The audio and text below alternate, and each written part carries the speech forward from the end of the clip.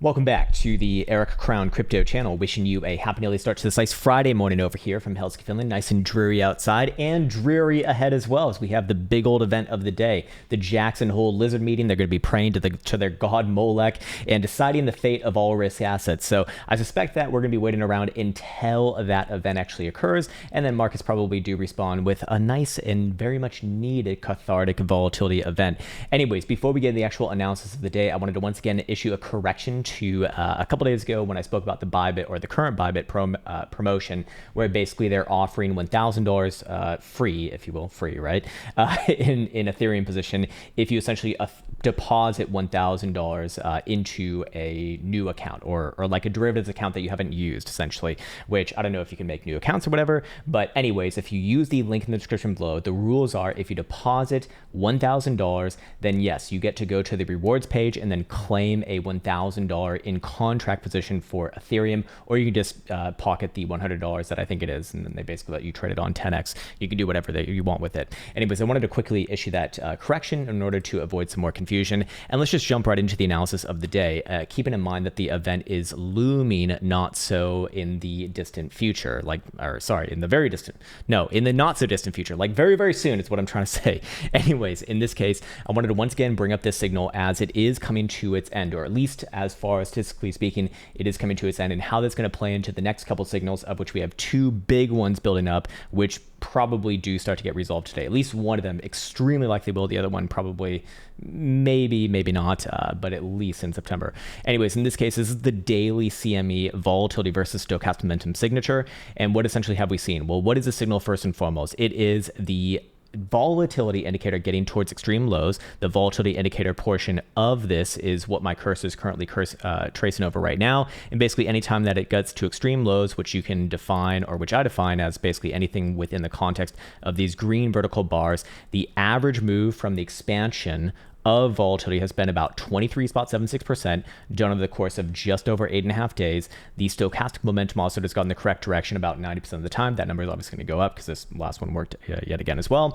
Standard deviation is about 11.64, so that does imply that 68% of the results we expect to find between about 12% and 35.5%, of which on the current move, to be fair, we have seen about 18%, I do believe, from high to low. Yeah, about 18.5%. So that is within the context of our current signal. What's even more interesting with this is that from the signal given to where we're at right now has been 8 days. So that is right basically on the average. If we're gonna see this one explode a little bit more, it happens today, essentially, probably based off of the event that we're going to witness a little bit later. So again, I would start to say that, hey, this signal is, we've certainly seen the majority of it, but if it does get a little bit more, then where essentially would that put Bitcoin? Perhaps as low as, somewhere between about 19,000 to 20,000 bucks, probably in the middle of there, if you will. Anyways, again, keep in mind that the average days that we do expect for this, we're pretty much on that. So it either happens today or Monday at the very, very latest, I suspect. We really haven't even seen any of these signals go for more than 11 to 12 days. I guess there's one over here that's 15, but that is certainly an outlier as far as this data goes. So I did think that that was rather interesting. And the current momentum pivot, by the way, is 21,400. So technically speaking, the signal is still alive as long as Bitcoin is below that level on CME on a daily closing basis. Bitcoin's actually trading almost 200 bucks below that right now on CME. So pressure still does remain to the downside, even on this signal, which is rather mature. Taking this into the next step, however, this is where things get a lot more interesting because we're going to be looking at a similar signature, but on a 2-day time frame. So same sort of setup right here. Here's the volatility component that my cursor is currently tracing right now. And anytime that we do see this one get down to extreme lows, we're to define as anything that is fully contracted, basically below the green horizontal bars you can see right here, of which there are several iterations throughout the full history of CME. You will very likely notice that, or you might notice that the expansion phase from those extreme lows has led to an average move of 45.89%. So obviously a 2-day time frame signal is going to be, is going to be having more weight than a daily signature. In this case, it's it's nearly almost 2 times, which is, kind of makes sense, I suppose. The average days taken, 24.4. So just over, about 3.5 weeks from the signal given. And then the stochastic momentum oscillator has gone in the correct direction 7 out of 8 times, or 87.5%. Standard deviation would be 14.14. So that means that 68% of the results will fall between about 32% to all the way up to like 60%. I think that's a little bit less likely right here, to be fair. But in this case, the reason why I'm bringing it up right now is because this signature could theoretically be confirmed as soon as today. The 2-day time frame will be closing today in 13 hours, 41 minutes, and 26 seconds. In order to confirm the signature, we need to see volatility officially expand, which I just want to see a positive slope on it. Essentially, anytime that we have seen a positive slope emerge from this indicator, that is when the move has essentially occurred, even if it's just like a very slight increase in slope curvature. Anyways, other than that, I wanted to address back on over here that the 2-day momentum pivot is at 24,650. That number is obviously going to change dramatically once today closes, and then we won't have like the next one until it opens again on Sunday, or late Sunday, that is. So realistically Monday when I record the next video. But as long as Bitcoin is below that pivot, which, hey, you know, to be fair, we've all seen more than something crazier than like a $3,500 rally within the context of for 13 hours, 40 minutes, and 35 seconds. But I would say definitely the odds are against it right now. If Bitcoin does close below that region, then this will remain to the downside, suggesting that the probabilities still remain to the downside on this volatility expansion. So if we are going to be looking at this as relevant, this would suggest if we were to see expansion today, which I do think that we're going to start to see expansion today, yes, then we're probably looking at this move to really transpire into the maybe end of September, essentially, because that would be about 3.5 weeks, right? We're basically already at the end of August here. So ultimately, I would be looking at that as a good signal that, hey, we're probably going to see this one really set the trend for the next month to come. What's also interesting about this is that September, historically speaking, statistically speaking, I should say, has been a down month for Bitcoin. 9 out of the last 13 Septembers have been closing like major down. 2 of the 13 Septembers were basically sideways with some downside action, but eventually just closed, you know, unchanged basically. And only 2, and it was really like the first 2 Septembers in Bitcoin's history, were closing up. So again, statistics kind of align with that September probably going to be down. I know that people are, you know, bringing up the midterms and that's going to be bullish, and maybe, and yes, the data actually does point to that, but not fucking in September, actually. In fact, you can very quickly look at all the Septembers for Bitcoin, and you'll very quickly notice that the last 2 or 3 midterms have been fucking down. So anyways, in this case right here, you know, again, the stochastic momentum oscillator has gotten the correct direction on this about 87.5% of the time. So we're not talking about certainties. We're talking about statistics right now, obviously. But hey, as long as Bitcoin is below this momentum pivot, risk remains to the downside, I would say.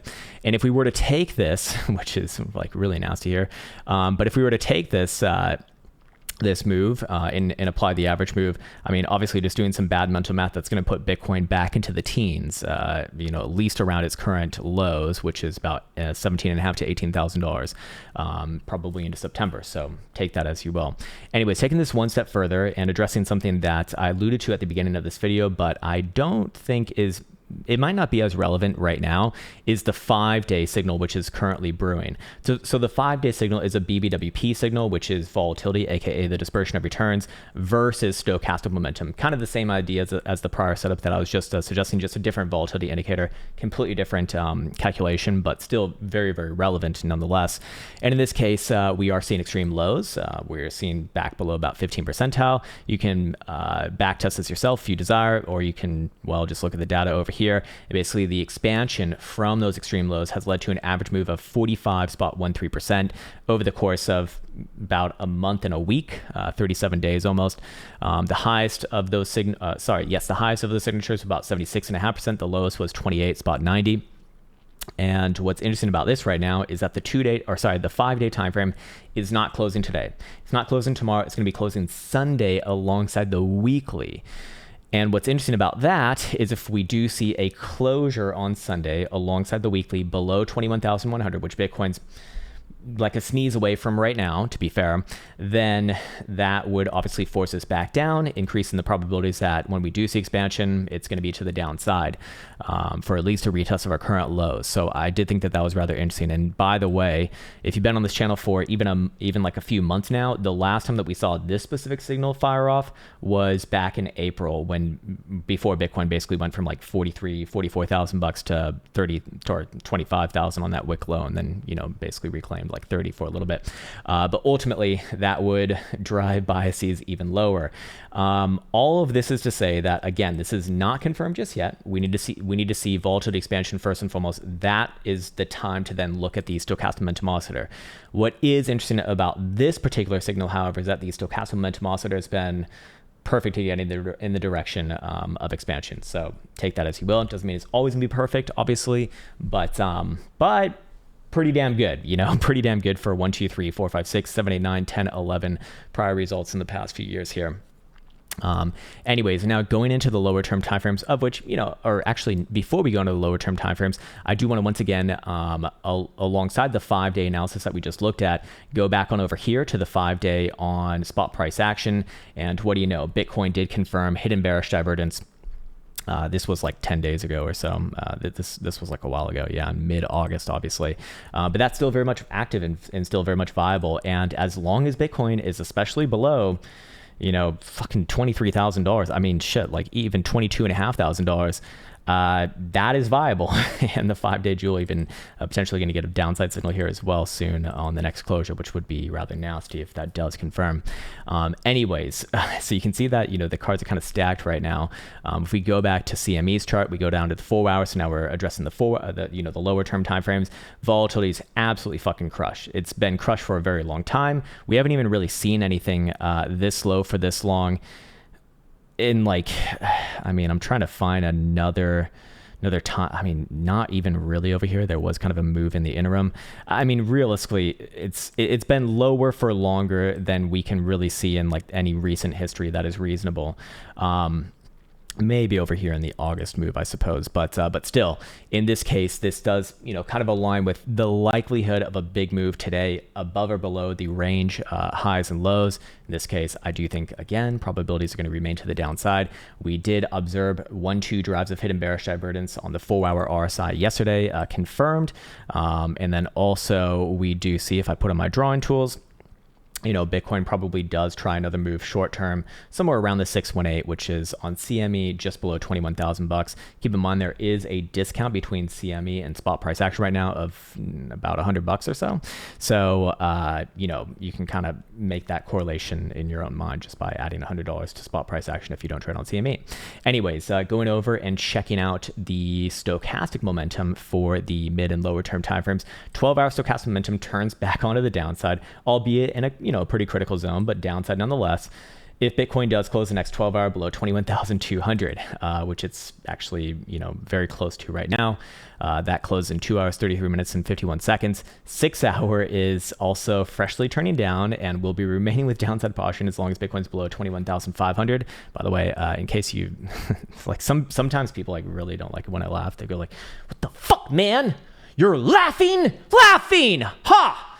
You think it's funny that my magic internet beans are going down? Fuck you, man! Unsubscribed!" Internet's a hell of a fucking place. 4 hour down as long as Bitcoin's below 21,700. 3 hour is, what do you know? Is it fucking down as well? Wow, that's crazy. That's a crazy idea. 21,450. And hourly is going to be probably flippy floppy here, maybe even up right now. Let's see. What is it doing? Show me your loading screen. 21,365, which is actually below right now as well. Albeit with 32 minutes and 57 seconds left to go. So ultimately, what are we looking at right now, kind of coming into that event?